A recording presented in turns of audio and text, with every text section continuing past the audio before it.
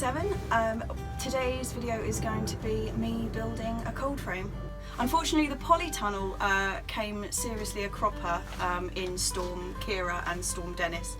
Actually, it wasn't Storm Kira. We thought we'd survived it fine, and then Storm Dennis came along and basically screwed it up into a ball and threw it over the fence. So we don't have a polytunnel anymore.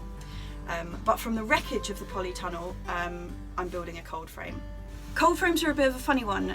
They kind of exist between the greenhouse and the outside world. So for plants that have lived a really cushy existence inside your greenhouse, like with no wind, no cold nights, nothing, when you turf them out into the soil, it can be a bit of a shock for them, and sometimes they just really don't like it. So you tend to do something called hardening off, which is just kind of getting them used to the real world.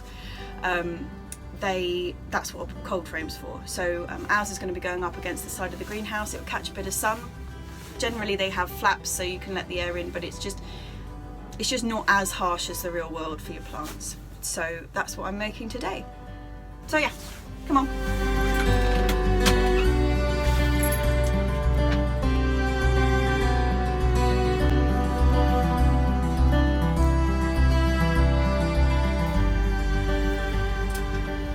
So first task is to dismantle the wreckage of the poor polytunnel. Practically every bar has been snapped.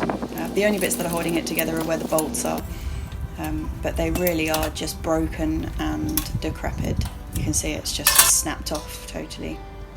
So I'll just take these. I think I'm not going to use these for the Coldframe, but I'll be able to use them for something. I'll probably bolster the arches that I grow the beans up with later with these. So where the Coldframe is going is just along the side of the greenhouse, and I've got this kind of L-shaped bit of stonework which I'm going to dig these up. I had some herbs growing in here against the fruit cage, so I'm just going to take these out and then level it all up and relay them. So these are old storage heater bricks. They weigh an absolute ton. They're really thick. They've been down there for about 5 years now. But yeah, they're really thick and chunky, and I'm going to replace them with these, which are also storage heater bricks, but they're just that bit thinner. They'll be a lot lighter and a lot easier to lay. And the moment you get the spade out, there's a whole line of girlies. Bit of a worm massacre going on. So yeah, you can see this is where it's going along the side of the greenhouse. I just need to level this little bit of soil out the way, level it all off to get the new stones in.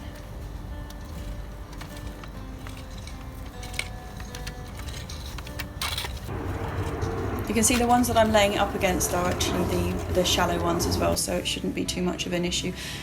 Girls are back with their fluffy legs. Okay, so this is the depth of the slabs that I'm relaying, just to fill in this little bit of a hole. I'm not going to lay any sort of hardcore or coarse or anything. The ones that have been there the rest of the time, I mean, they've just been sat on the earth. As long as they're relatively level, they'll be absolutely fine.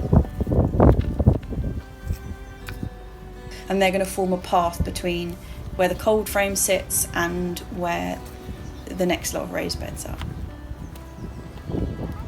But you need to get a move on with your fruit cage, ladies, because my currant bushes are starting. So yeah, that's those in. Just fill in the gaps with the soil. And these are some 2x4s that I picked up out of a skip, which is always handy. I'm going to make the base out of these because they're just that bit more robust. I never really have much of a plan when I start building something. It's just kind of like see what we got and go. I'm going to go for 180 in length. I want enough space at this end of the greenhouse because I want to be able to put a pot. I've got a blueberry that I want to put there, so I don't want it to run the whole length. So first job is just to cut the two long lengths to 1.80 meters.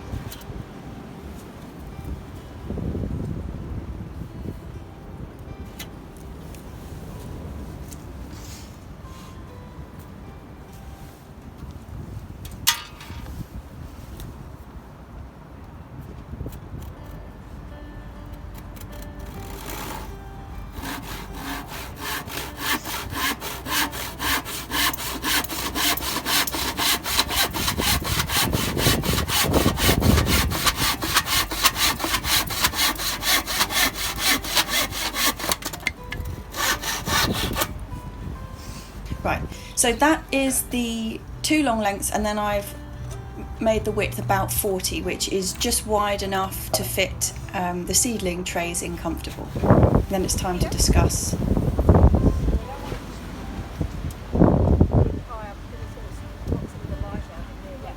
Okay, so 40 centimetres is going to be my back height, which is going to be high enough for some quite large seedlings, but not block. You can see the height of the pot. The pot's in the greenhouse. So the cold frame, isn't going to be blocking any light from those plants. And then the front is low. So what we do have at the allotment is a lot of bits that I've rescued off other stuff and leftovers from other projects. So we just have kind of a bits box of bits of metal angle and everything, and they always come in handy. So it's just a case of securing this base together. Got the able assistance of Mum's foot. So that's the base made. Next job is to put the uprights on. I'm just going to secure these with these little single screw angles. Just get them into place and then screw them down into the main frame. I'll attach them to the leg itself once I've got both in and I can hold it exactly straight.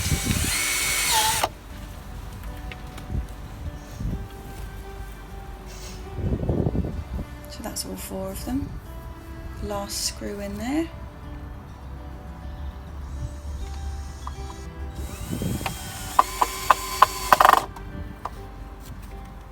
When I put the piece on top, that will level them out. So that's the end of the kind of the snaz wood from the skip. The rest of the things I'm going to make it out of is the leftovers from the fruit cage. As you can see, they're a bit ropey.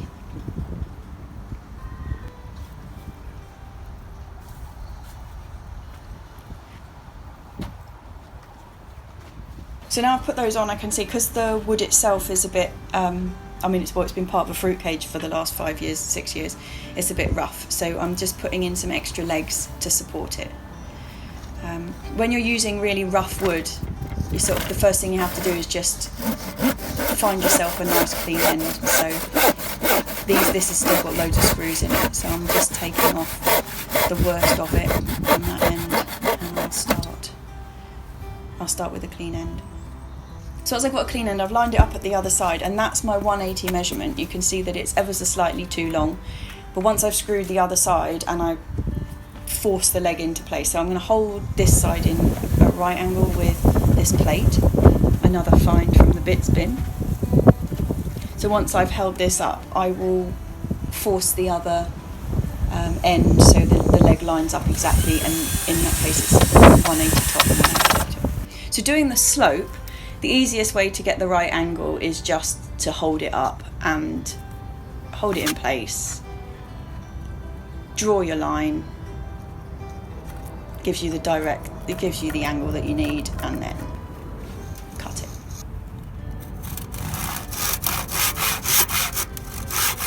Because everything's at a bit of a funny angle, I'm actually just going to hammer some of these 2 screw angles out enough to do the angles. So first I'm just going to put a screw in temporary at the top here to hold it in place.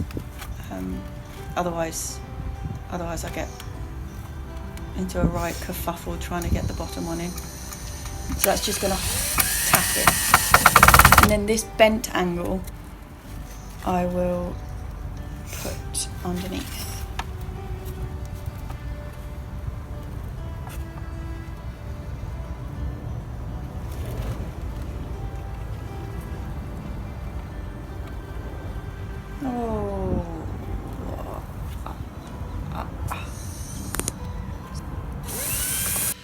So yesterday my camera ran out of battery halfway through the job, so we're now on day 2 of the Coldframe building project.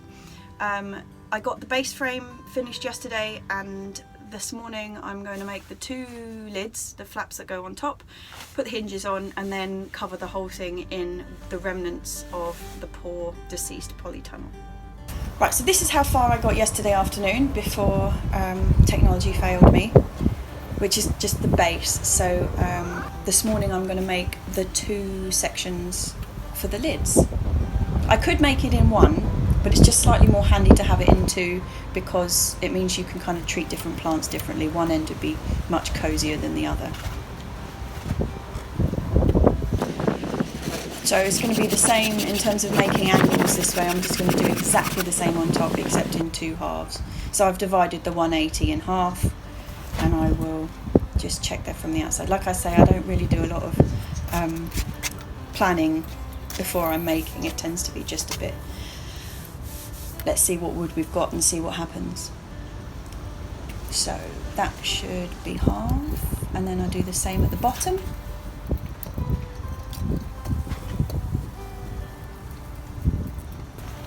It's basically just a repeat. You want to make sure you've got a bit of clearance between the 2, about 5 mil or something, so that the doors close happily.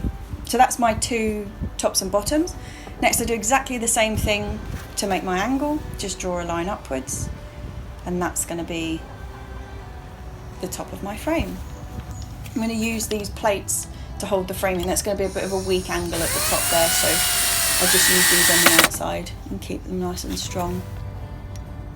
I have actually bent this one a bit, but once the hinges are on, it will bend itself into shape. More bending of angles. This is going to be the slope at the bottom, so I just want it slightly more bent than that. Yeah, that'll do. So this is going to be the internal bit. Just let that so it sits nicely. All lined up.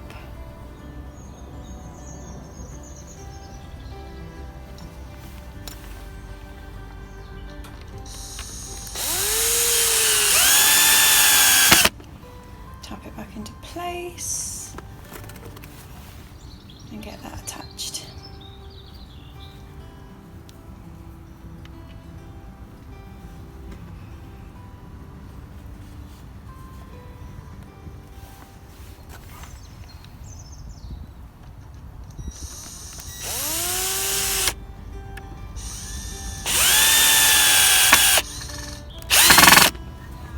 And now it's raining, so it's coffee break time.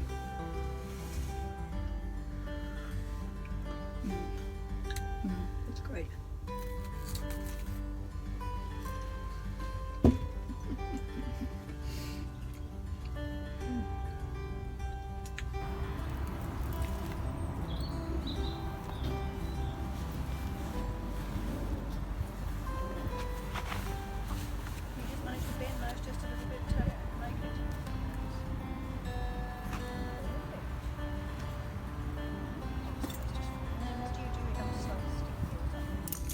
So onto the hinges for the top flaps. I'm like with the angles, I've got sort of drawers and drawers of these leftover bits and pieces from my dad's shed. So these are the ones I'm going to use. Shiny, shiny. The easiest way to make sure that your door's going to open and close properly with hinge clearance is turn the hinge over the other way. So I'm going to put the small angle on the frame and the large piece on the door. So you just turn it over. Then you want it to be obviously the right way round so that the screws will go in. But once you've made those marks with the hinge going the other way, you know that once you put it in those places that it will open without any clearance issues. Straighten that up. And then once you've done that, once you've got that half done, all you need to do is flip the hinges up and then rest your lid on the hinges and then just attach them. I'd only put 1 screw in each just to be sure. Keep it in place. Just put 1 screw in so you can check it. Okay, let go. Is that going to close nicely? Yes. And then you can secure all the rest of them.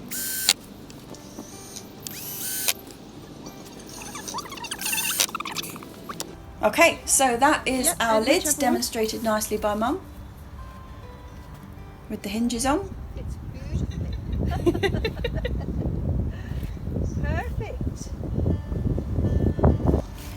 Right, so if I was making this just as is from scratch, I would probably use some sort of just polycarbonate plastic sheeting on the outside, but considering we've got all of this excess polytunnel material, we're just going to cover it in this. Maybe down the line when this is kind of shredded or whatever, we will replace it with plastic, but for the moment this is going to do the job absolutely fine. So we're just going to cut it into strips and stretch it onto the frame. I'm going to use a stapler to attach it, so it's going to be pretty easy. Just for the sake of aesthetics, I'm going to line up the seams of the old poly onto it, stapling it around and cutting off the excess as we go.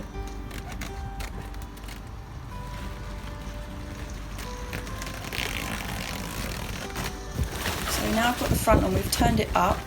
I've left quite a lot of excess on the sides so that when we put the back on we can fold the front half over the back just to make the edges tidy. So I'll cut that off and then fold the front piece over it and staple it out. So to go around the hinges, I'm just cutting them out and then I'm going to poke them through on the inside. Get that in there, between the hinges.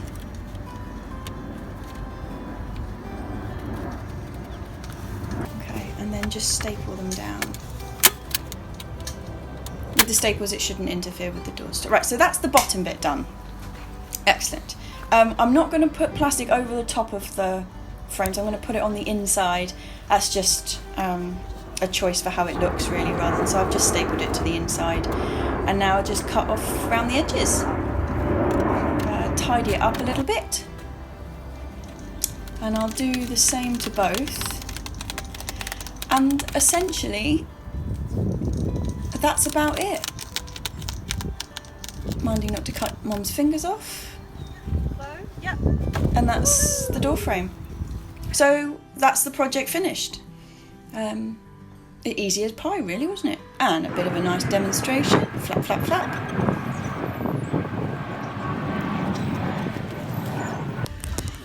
Okay, we now have a cold frame, so we're going to have much less shocked plants next year, which is quite exciting.